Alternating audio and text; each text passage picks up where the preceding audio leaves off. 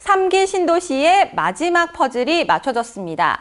지난해 12월 말 남양주, 하남, 인천 계양이 발표됐었는데요. 이번에 추가로 고양 창릉, 부천 대장 등이 추가로 나온 거죠. 원래 신도시가 지정될 때마다 피해 지역과 수해 지역이 나오고 신도시 주민들의 반발도 거셌었는데요. 이번처럼 거셌던 적은 없었던 것 같습니다. 집단 이기주의냐고요? 과연 내 집이라면 그렇게 말할 수 있는지 한번 알아봤습니다. 지난 일요일 주말 저녁 파주, 운정, 인천, 검단 지역 주민 500여 명이 파주 운정 행복센터 앞으로 모여들었습니다. 이들 주민들은 집회에 한 번도 참석해 본 적이 없었는데 이번만큼은 못 참겠다고 머리에 빨간 띠를 두르고 마스크를 쓰고 나온 건데요. 국토부 장관과 고양시장 아웃을 외치는 모습이 심상치 않았습니다. 3기 신도시를 지정했던 명분은 서울 강남의 집값을 잡기 위해서입니다. 그런데 수도권 물량을 확보해서 강남 집값을 잡겠다는 게 말이 되냐는 물음들이 나오고 있습니다. 실제로 전문가들은 물리적으로 공급을 하지 않는 것보다는 약간의 플러스 요인이 있겠지만은 장기적으로 봤을 때는 결국 도심이 커지기 때문에 강남 집값이 더 오를 수도 있다는 가능성을 내비쳤습니다. 결국에는 3기 신도시를 지정하게 된 명분이 충족되지 않을 수도 있다는 거죠. 그래서 서울에 불이 났는데 지방의 소방차를 불러서 홍수를 내는 거 아니냐는 우스갯소리까지 나오고 있습니다.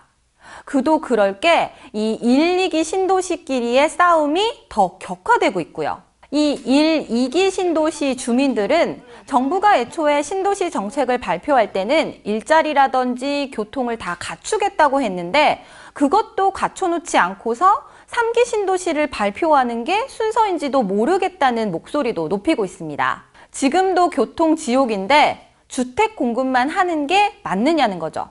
최근에 그 고양시장하고 국토부 장관하고 나와가지고 주택을 이제 하겠다는 착공식을 하겠다는 그 행사를 하셨는데 고양 시민 입장에서는 사실 그 믿지 않습니다. 그리고 실제로 그게 뭐 어느 천년에 될런지 앞으로 10년이 걸린지 20년이 걸린지 이 정부가 신도시 건설 등 부동산 정책을 펼 때는 먼저 이렇게 큰 그림을 그리는 게 중요합니다. 하지만 우리의 신도시 정책은 집값을 잡기 위한 해결책으로만 썼었던 역사가 있죠.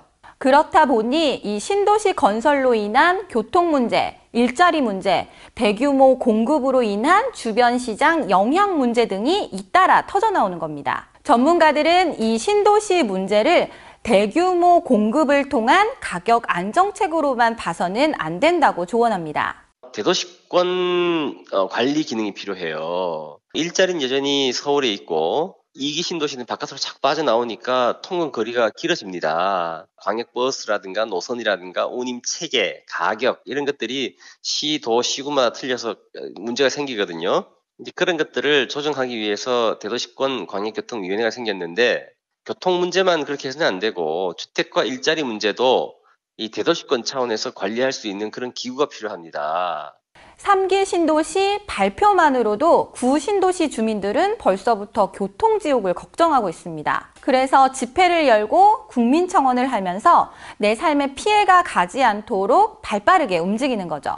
하지만 아이러니하게도 이 3기 신도시 지정의 원인이었던 강남권 사람들은 이 신도시 발표에 아무런 관심이 없습니다. 강남 집값을 잡겠다고 내놓은 신도시 정책이 오히려 경기도민들, 특히 강남에 들어가지도 못하는 을끼리의 싸움을 부추긴 게 아니냐는 일산 주민들의 하소연을 정부가 한 번쯤은 들어봐야 되는 게 아닌가 싶습니다.